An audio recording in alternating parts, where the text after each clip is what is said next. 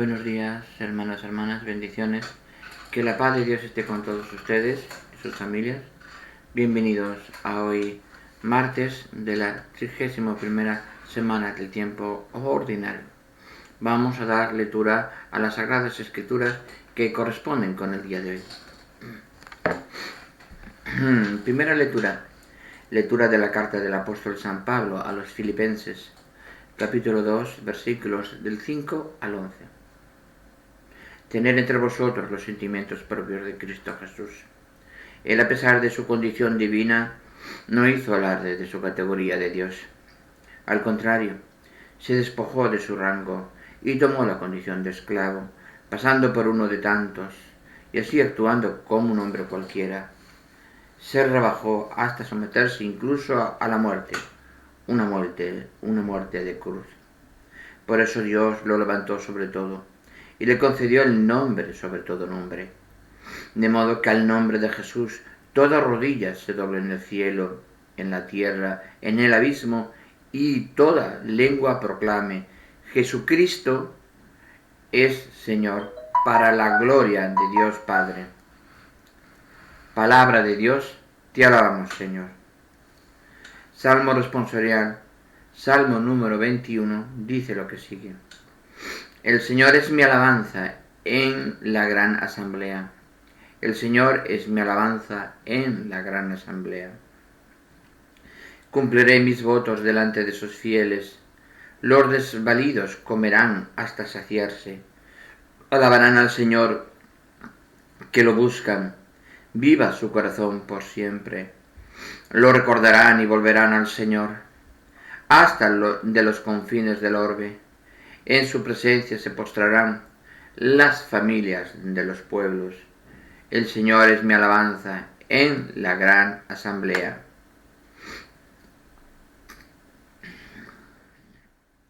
Lo recordarán y volverán al Señor hasta los fines del orbe, porque el Señor es el reino, Él gobierna los pueblos, ante Él se postrarán las cenizas de la tumba. El Señor es mi alabanza, es la gran asamblea. Mi descendencia les servirá, hablarán del Señor a la generación futura, contarán su justicia al pueblo que ha de nacer, todo lo que hizo el Señor. El Señor es mi alabanza en la gran asamblea. Lectura del Santo Evangelio según San Lucas. Gloria a ti, Señor. Capítulo 14, versículos del 15 al 24. En aquel tiempo, uno de los comensales dijo a Jesús: Dichoso el que coma en el banquete del reino de Dios.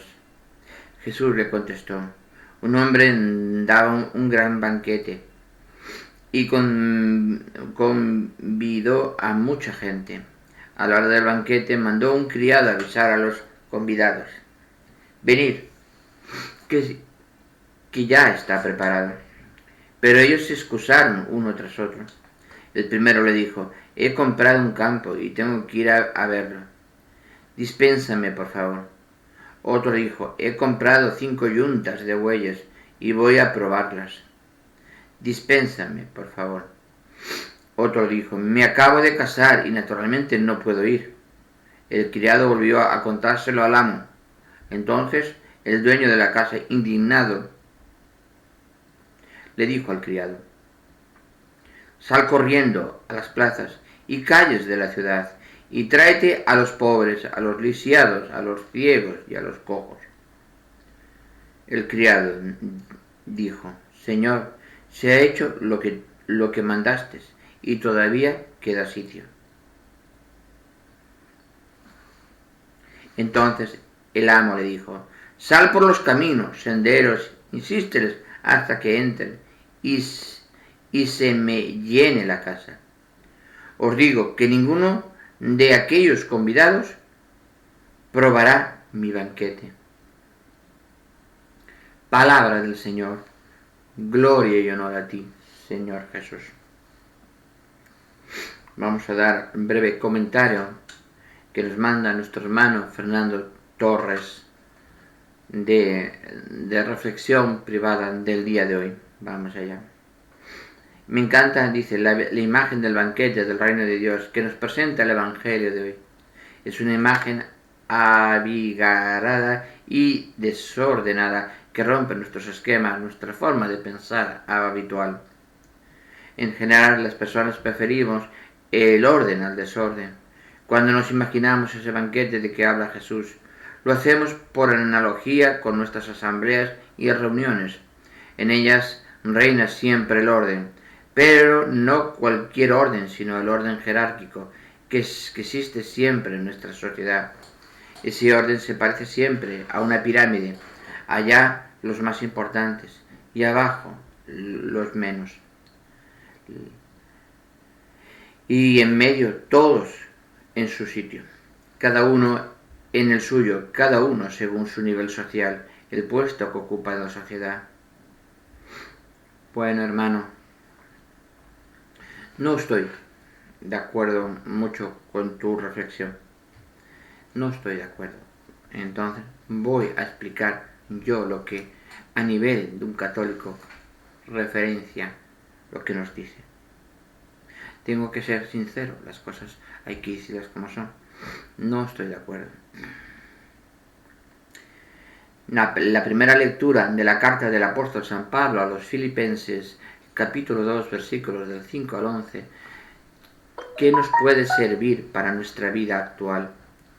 Dice, tener entre vosotros los sentimientos propios de Cristo Jesús. ¿Qué nos quiere decir con eso? Que sintamos a nuestro corazón lo que sentiría nuestro Señor en esa misma situación. Que nos pongamos en la situación, que lo tomemos como ejemplo. Esa es la verdadera, es lo que tenemos que ser, que tomamos como ejemplo a nuestro Señor. Él, a pensar de su condición divina, no hizo alarde, esa humildad, ese amor, esa humildad se desprende de su condición divina, no hace su categoría de su alarde de Dios. Yo soy el Dios de todo. No hace. Es uno más. Se aparta su condición divina. Se hace uno más. ¿Para qué? Para apartarnos de la cruz y ponerse a Él, que no cometió ningún pecado. Y da su vida como un cordero llevado al matadero. Da su vida por la vida de todos nosotros. Para poder morir con Él en la cruz por todos los pecados y con su resurrección tener nosotros la vida eterna, porque Él ya la tiene, porque ya era verbo en el libro del Génesis, desde el nacimiento, antes de toda la creación, porque el verbo, la palabra era Dios y estaba junto con Dios y la palabra era Dios. Es importante sentir eso. Y el amor del Padre y el Hijo nace el Espíritu Santo. Ese amor que se une al Padre y el Hijo. Debemos ser conscientes de eso. Dice, se despojó de su rango, tomó la condición de esclavo, pasando por uno de tantos, y así actuando como un hombre cualquiera. Se rebajó hasta someterse incluso a la muerte, una muerte de cruz. Esta última frase, una muerte de cruz. Nos quedamos pensando en el Calvario que tuvo que pasar, azotado, sangrando, clavado. Y una muerte de cruz. Eso en aquellos tiempos era la muerte más dolorosa que pudiera existir. Es la muerte más... no es que como hoy que te pegan un tiro, pum, y has muerto y ya está. No. Es el sufrimiento. Es el sufrimiento por todos nosotros. Ese dolor por toda la humanidad. Ese sentir, ese sentir, ese amor, ese sufrimiento por toda la humanidad se convierte en amor divino a Dios Padre. Ese amor a todos y a cada uno de todos nosotros se convierte en una gran grandeza. Dice, por eso Dios lo levantó sobre todo y le concedió nombres sobre todo nombre. Por eso el Padre, el Dios Padre, dice, lo levantó, lo resucitó, tiene ya el poder porque es parte de mí, es hijo unigénito. Él nace, parte de Dios. Nosotros nacemos a través del Espíritu, a través del bautismo. Pero Él no, Él nace de Dios ya directamente. Eso es importante. Le concedió el nombre sobre todo nombre, de modo que al nombre de Jesús toda rodilla se doble, tanto en el cielo como en la tierra, en el abismo, y toda lengua proclame Jesucristo es el Señor, para la gloria de Dios Padre. Para la gloria de Dios Padre. Siempre debemos ser así. Qué grandeza, qué grandeza, qué grandeza. Además, el Salmo responsorial de hoy nos vuelve a indicar: el Señor es mi alabanza en la gran asamblea. Es mi alabanza, el Señor. Tenemos sentir, alabamos al Señor nuestro Dios, porque es el Dios vivo, el Dios bajado y encarnado, hecho hombre en la tierra, para mi salvación, para nuestra salvación. Y debemos sentirnos así siempre. En el Evangelio, lectura del Santo Evangelio según San Lucas, capítulo 14, versículos del 15 al 24, nos dice muy claramente: dichoso el que coma en el banquete del reino de Dios. Y Jesús le contesta con una parábola y muy importante, ¿no? Eres tú el que eliges el camino. Eres tú el que libre albedrío te pones en el camino de Dios y en el camino fuera de Dios. En el juicio final no eres tú no te castigan a ti, ni te juzgan a ti. Eres tú con tus actos. Eres tú con tus actos el que eliges un camino o eliges el otro. Lo que pasa es que eligiendo un camino sabes lo que vas a tener, y eligiendo otro sabes lo que vas a recibir. Eliges tú tu actitud, tu amor hacia los demás, tu servicio al prójimo. Todo es el que implica en ti cómo tienes que actuar. Y nos dice aquí perfectamente, dice, Jesús le contestó: un hombre daba un gran banquete, convidó a mucha gente a la hora del banquete, mandó un criado a avisar a los convidados: venid, que ya está preparado. Pero ellos se excusaron uno tras otro. Pongamos esos criados que iban avisando a la gente, la iglesia que avisa a la gente los domingos, la Eucaristía. Venir a la Eucaristía, a la mesa del Señor, a comer el cuerpo y la sangre de mi Hijo, porque el que come mi cuerpo, el que bebe mi sangre, tiene vida eterna. Es así. Y cuando las iglesias, a la mayoría que estoy viendo en muchos sitios del mundo, se están quedando vacías, algunas se están quemando, se están destruyendo, te estás apartando del camino de Dios. Pero aquí se dice, en la parábola dice, unos se excusaron, unos pusieron una pega, no, excusas baratas. Si no puedes ir un domingo, vas el sábado por la noche. Si no puedes ir el sábado ni el domingo porque estás en el hospital, pero hay unas causas de fuerza mayor.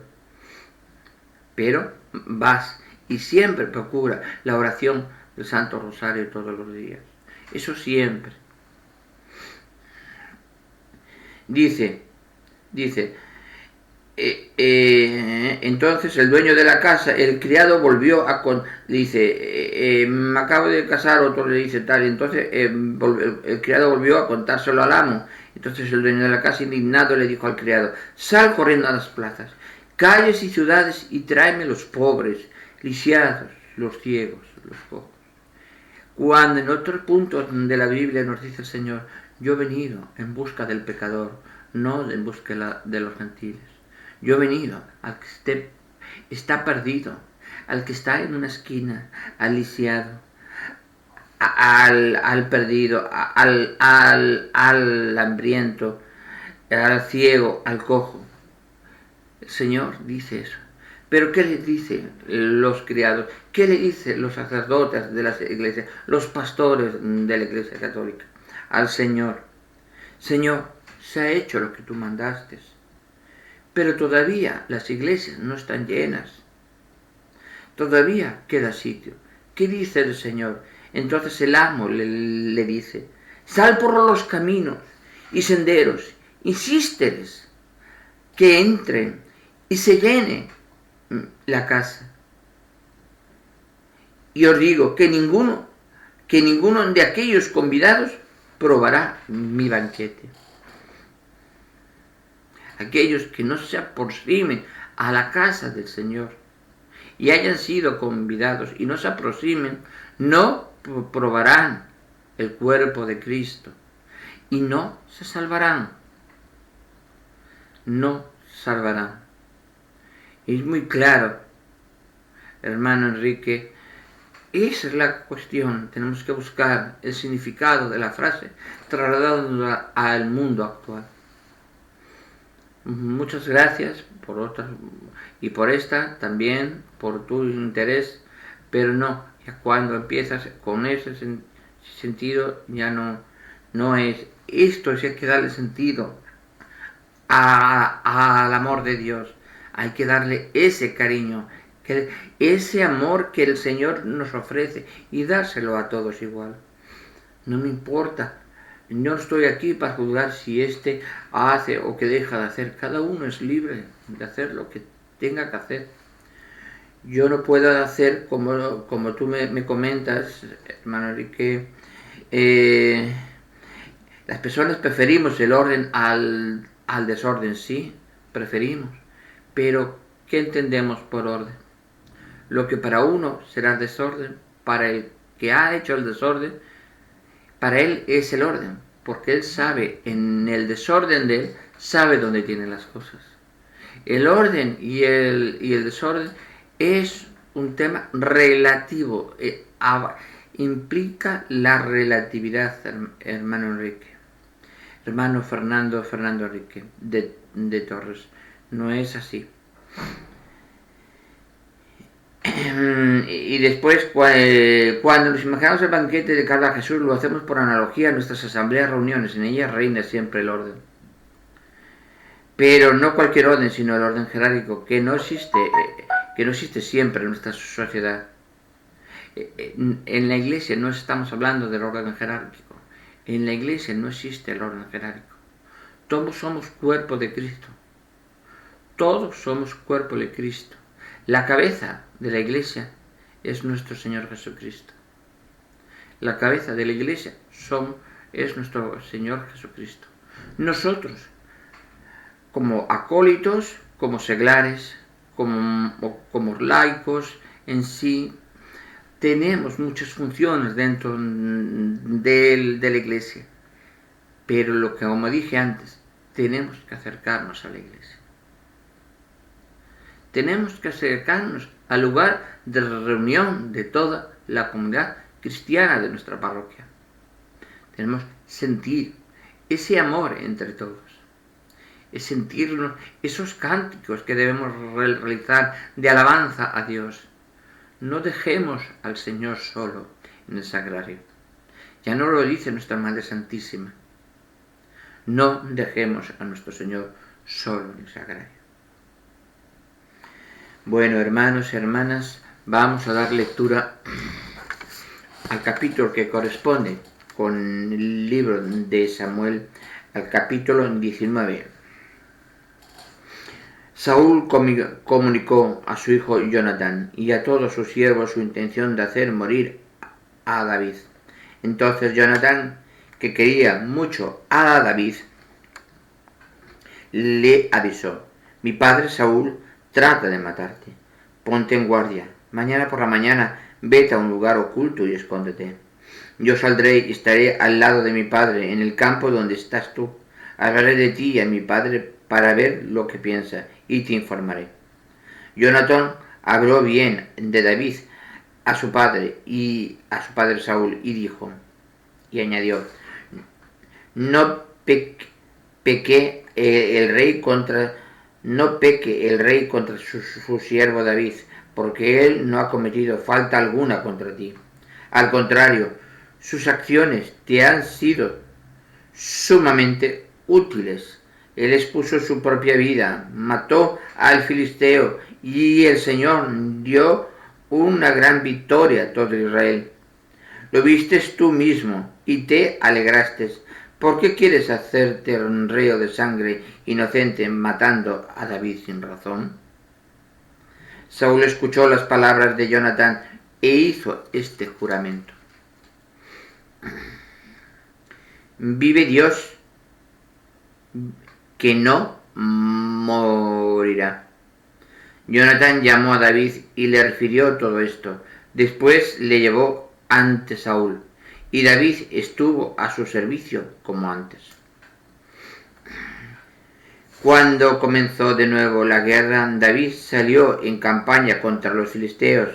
Les infligió una gran derrota y se dieron a la fuga. Pero un espíritu maligno enviado por el Señor se apoderó de Saúl. Estaba sentado en su casa y tenía la lanza en su mano. David tocaba el arpa. Saúl intentó clavar a David en la pared con la lanza, pero David esquivó el golpe y la lanza se clavó en la pared. David huyó y se puso a salvo.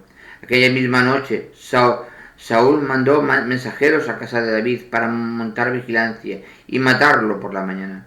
Pero Mical, la mujer de David, le avisó: si no te pones a salvo esta misma noche, mañana te matarán. Mical descolgó a David por la ventana. Él salió huyendo y se puso a salvo. Tomó los ídolos familiares, los metió en la cama, puso en la cabeza una piel de cabra y los cubrió con un vestido. Cuando Saúl envió mensajeros para apoderarse de David, ella dijo: está enfermo. Saúl envió de nuevo a los mensajeros para visitar a David, con la orden siguiente: traédmelo en la cama para matarle. Los mensajeros entraron y se encontraron con los ídolos familiares en la cama y una piel de cabra en la cabecera. Saúl dijo a Mical: ¿por qué me has engañado así, dejando ir a mi enemigo para que se pusiese a salvo? Mical respondió: me dijo que me matarías si no le dejaba marchar. David huyó y se puso a salvo. Fue a ver a Samuel a Ramá y le contó todo lo que Saúl había hecho. Después Samuel y David se fueron a vivir a Nayot. Cuando Saúl supo que David estaba en Nayot de Ramá, envió mensajeros para que lo apresasen. Ellos vieron la comunidad de profetas profetizando. Samuel estaba al frente de ellos. Entonces el Espíritu del Señor se apoderó de los mensajeros y se pusieron también ellos a profetizar. Se lo dijeron a Saúl, que mandó a otros mensajeros, pero también ellos se pusieron a profetizar. Volvió a enviar a Saúl por tercera vez otros mensajeros, pero también ellos se pusieron a profetizar. Entonces fue él mismo a Ramá, y cuando llegó a la cisterna de la era que se encuentra en la colina, preguntó: ¿dónde está Samuel? y David le respondieron: están en Nayot de Ramá. Desde allí fueron a Nayot de Ramá, pero el Espíritu del Señor se apoderó también de él y fue profetizando hasta su llegada a Nayot de Ramá. Allí se despojó también él sus vestidos y profetizó en presencia de Samuel. Después cayó desnudo en tierra y estuvo así todo el día y toda la noche. De ahí viene el dicho: ¿también Saúl entre los profetas? Palabra de Dios, te alabamos, Señor. ¿Qué podemos resumir sobre este capítulo del libro de Samuel? Dios todo lo puede. Dios es omnipotente y todo lo que puede. Se apodera el espíritu las personas están apoderadas del mal, tal, pero cuando tiene que ser una cosa o tiene que ser determinada, como tiene que ser lo que tiene que ser y lo que está escrito tiene que cumplirse, el Espíritu de Dios se apodera de esos cuerpos. Y aquí estoy yo y aquí mando yo, porque yo soy vuestro creador. Eso es lo que debemos aprender. Él es nuestro creador. Nos da el don de libre albedrío para que nosotros elijamos. Y si elegimos la luz de Dios, el amor de Dios, elegimos la pureza de espíritu, la pureza de corazón, y eso es lo que debemos conseguir, buscar esa pureza de corazón para llegar al Señor y así llegar al mismo tiempo a la casa del Padre. Busquemos esa santidad que estamos llamados a encontrarla. Busquemos esa santidad que es nuestro fin, esa santidad que nos lleva junto con el Padre y el Hijo y el Espíritu Santo a la vida eterna. Bueno, hermanos y hermanas, bendiciones, que la paz de Dios esté con todos ustedes y sus familias. Nos vemos en el siguiente vídeo. Gracias.